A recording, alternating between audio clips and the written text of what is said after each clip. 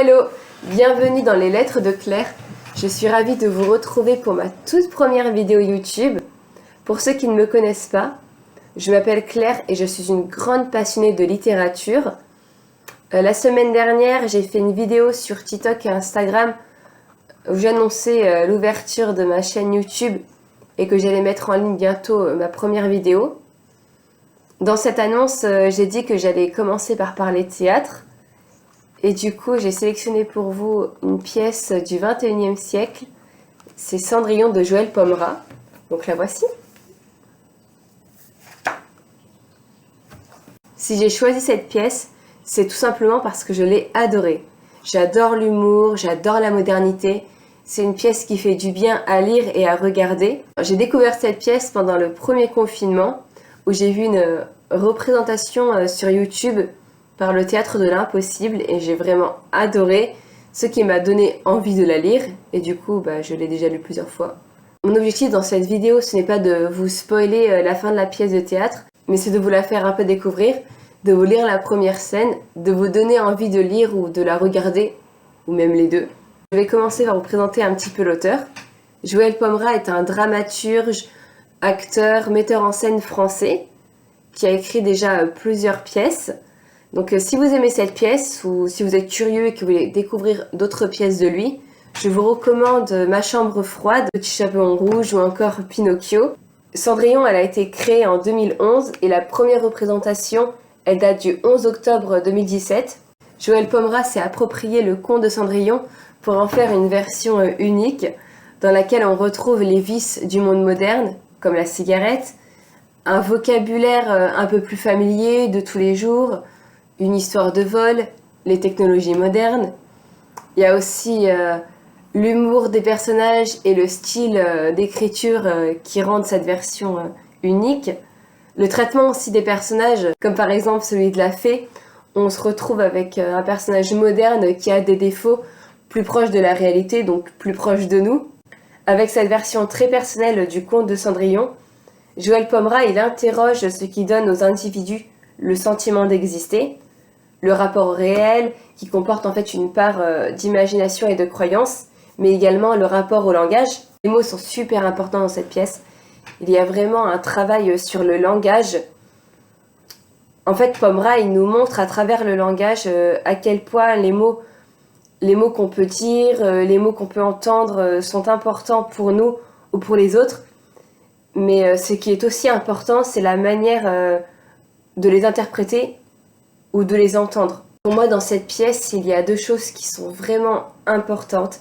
C'est le pouvoir de l'imaginaire et le pouvoir du langage qui font partie en fait intégrante de notre vie et qui peuvent par moments provoquer des quiproquos si on a trop d'imagination, si on interprète mal les choses, si on dit mal les choses. Et ce quiproquo, on le retrouve en fait dans la pièce avec la très jeune fille. Et c'est pour ça que c'est vraiment un petit bijou, parce que cette pièce, je trouve qu'elle nous fait réfléchir. C'est pas seulement mettre de l'humour, s'approprier le conte de Cendrillon, juste faire quelques petits changements par-ci par-là. Je trouve qu'il y a vraiment une réflexion derrière, et c'est ce qui fait que cette pièce, elle est unique, elle est géniale. J'espère vraiment que ça va vous donner envie de lire cette pièce. Et du coup, là maintenant, j'ai vraiment envie de vous lire le résumé de la pièce et de vous lire le premier extrait. Donc, le résumé.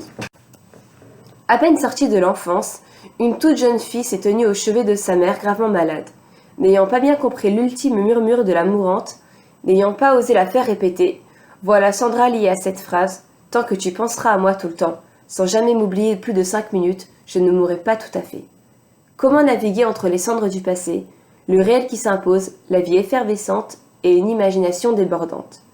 Voilà les questions que pose avec délicatesse et poésie Joël Pomera, l'un des plus grands metteurs en scène de notre époque. La première scène maintenant. La voix de la narratrice. Je vais vous raconter une histoire d'il y a très longtemps. Tellement longtemps que je ne me rappelle plus si dans cette histoire c'est de moi qu'il s'agit ou bien de quelqu'un d'autre. J'ai eu une vie très longue. J'ai habité dans des pays tellement lointains qu'un jour, j'ai même oublié la langue que ma mère m'avait apprise. Ma vie a été tellement longue et je suis devenue tellement âgée que mon corps est devenu aussi léger et transparent qu'une plume.